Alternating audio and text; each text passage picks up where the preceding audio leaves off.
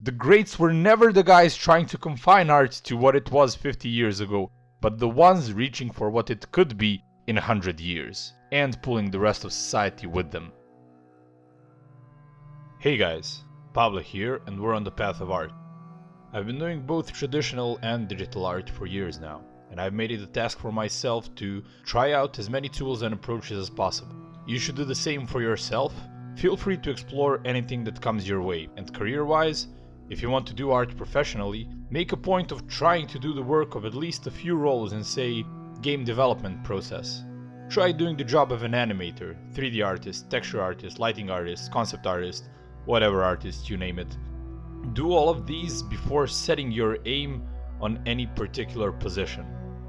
That way you will know what suits you best, which type of work you enjoy the most, what are your shortcomings as well as advantages compared to other people. Now, all of that being said, having done quite an amount of exploration myself, I'm in position to save a lot of you a lot of time, and perhaps make sense of some of the experiences you've already had. The truth is, no matter what you decide to focus on, the core of most artistic endeavors overlap significantly. I like to call this overlap the fundamentals of art. These are to be differentiated from the fundamentals of drawing or painting per se, as these are technical as opposed to artistic fundamentals. So, things like anatomy, perspective, values, etc., while important, aren't what I'm focusing on here. What I mean by artistic fundamentals is stuff not necessarily directly related to the content of canvas, but mostly the things going on between the finished piece of art and the viewer. So the understanding of experience of being in front of an impactful piece of art. I don't think it's a stretch to say that one does not become a good artist without having developed a good taste in art. Now, what you consider good taste is entirely debatable, and is a topic I'd eventually like to tackle piece by piece, but that's a can of worm I'd rather not be opening for now. So, the visual arts, in most shapes and forms, have more similarities than differences in their process of creating, no matter how different the eventual creations are. Even so, all the artists I know have a preference towards a medium, digital or traditional, paper or canvas, gouache or oils. We don't always make these decisions consciously. Sometimes we're just pushed into a thing because of some peripheral circumstance, then happen to get good at it, and then rationalize why it's the best technique to get good. At least I've seen quite a few people do it like this. What I'd have you, the viewer, do instead is understand the ins and outs of various approaches, and then be able to pick your axe according to the tree that you wish to cut. So, let's finally tackle the fundamental difference between digital and traditional mediums. One of the biggest differences between the two is in their champions, so to speak. While I know a lot of digital artists that have over time done very little, or in case of some 3D artists, next to none traditional art, none of them hold a firm belief that traditional art is stupid, outdated, or obsolete. And this, my friends, is a one-way street. This kind of respect and acknowledgement is not the least bit reciprocated by some of the people doing only traditional art. Luckily, most artists are pretty open to new ideas, but I'd be lying if I said I've never heard some grumpy old fart whose art's been relevant for the last time the day before his mother died, as nobody else liked it, spew some general anti-technology stuff as his argument against digital art. You know, it's cheating, or the computer does all the work for you, or it doesn't have a soul unless you do it with a graphite pencil under a candlelight, as light bulbs are a piece of tech too, right? Hell, even erasers were invented only about 150 years ago, so they're not viable either, I guess.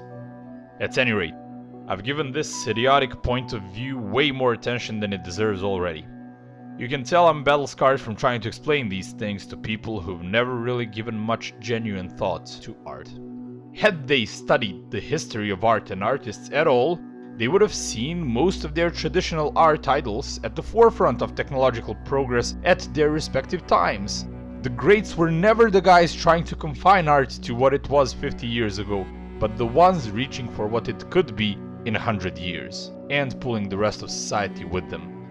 The biggest knot in this conundrum is that there's actually a decent population of these hardcore traditionalists that are actually able to produce decent stuff inside their own strictly bordered territory.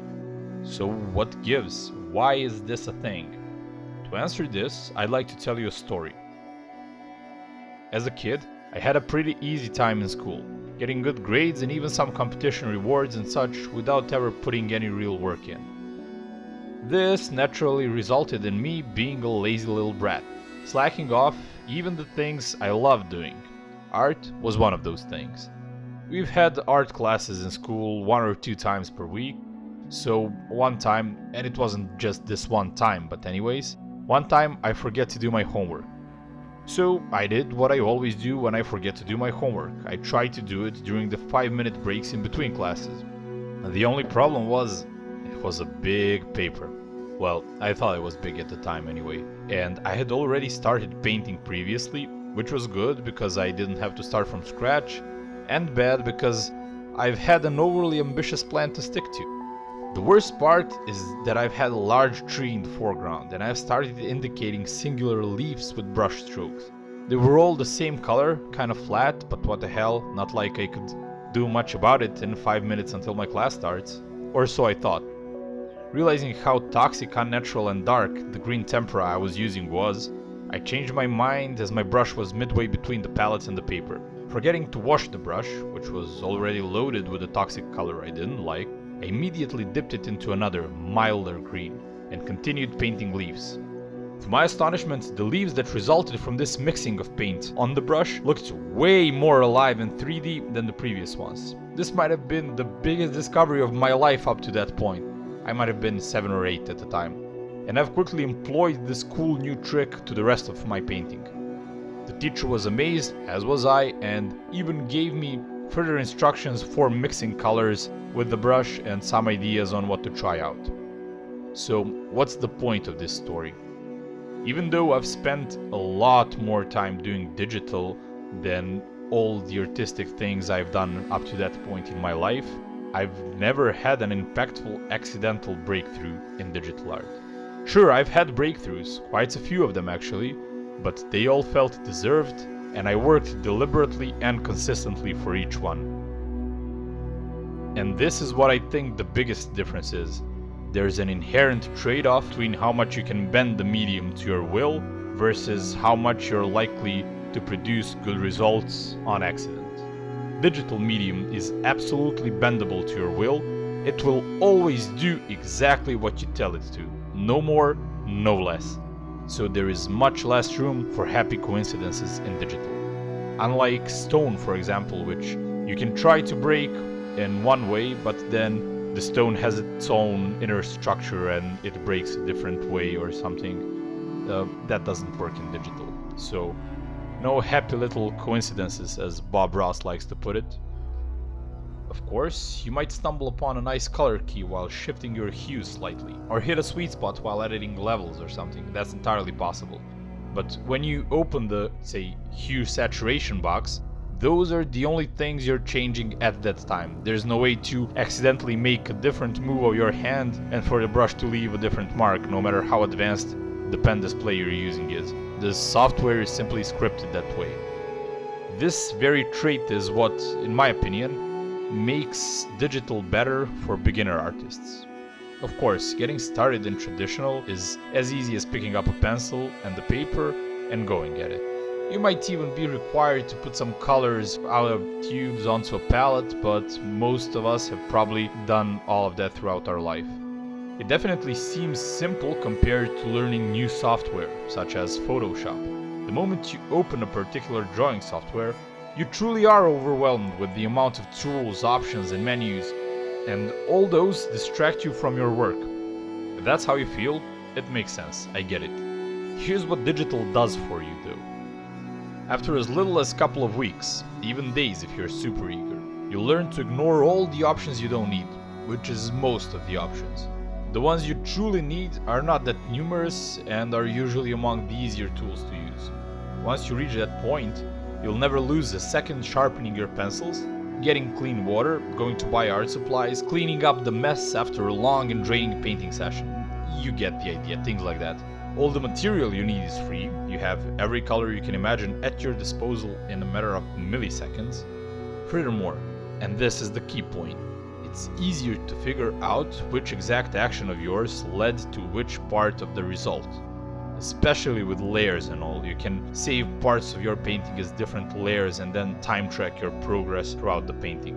And you can usually pinpoint the exact mistake you've made and figure out how to avoid it the next time.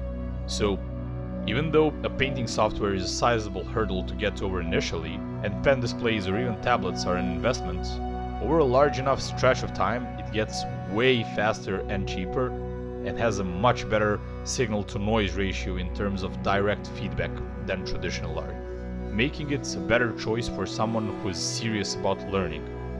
That's because learning art will inevitably take a lot of time, no matter the path you choose. And while I think this is the optimal path for making the most amount of progress on your core artistic skills in the least amount of time, what will ultimately get you to a great level is figuring out what you love and doing that. If you're into pencils, there's really no harm in drawing with pencils all your life. But if you're watching this, love all the cool art for movies, video games, etc., and that's your passion, and that's the reason you want to get into art in the first place. If you're thinking you need to learn to draw first and then get into digital, no need to wait for it. Hop right in, we're waiting for you to join us on the path. These were my thoughts on the matter. If you have some of your own, share them with me in the comment. I'll make sure to respond to everyone. If you like the content, consider subscribing and tell me if you have any dilemmas about art. Is there something you'd like me to cover in my next video?